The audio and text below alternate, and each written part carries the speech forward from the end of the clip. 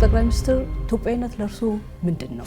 ሲደላን ጥቅም ስናገኝበት የምናዜመው የምናወድሰው ሲከፋን ሳይመቸን ሲቀር ህልሞቻችን ሲጨነጋገፉ የምንተው የወረት ጉዳይ አይደለም። ዛሬ ላይ ሆነን ትናንትናችንን የምናይበት መነጽርስ የተስተካከለ ነው? ትናንትን ማየት የሚያስፈልገው ለፍርድ አይደለም። ትናንትን ማየት የሚያስፈልገው ለመማር።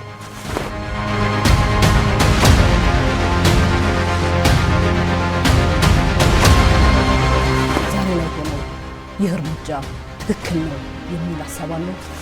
አንዳንዶች ከእጃችን ላይ የግል ምንዳ ጠበቁ። ያ የጠበቁትን ምንዳ ከእጃችን ሲያጡ አቆረጡ። ኑ ሲባሉ፣ ግቡ ሲባሉ፣ አብረን እንስራ ሲባሉ ኑ የተባልነው 4 ኪሎ ነው ብሎ ያሰቡ ሰዎች ሳቱ። ይህ ብዙም የተለመደ አይደለም። በመሪ ደረጃ የሚደረጉ ክትሎች ሲያገኙና ይህ ለምንድን ነው የሚያደርጉት?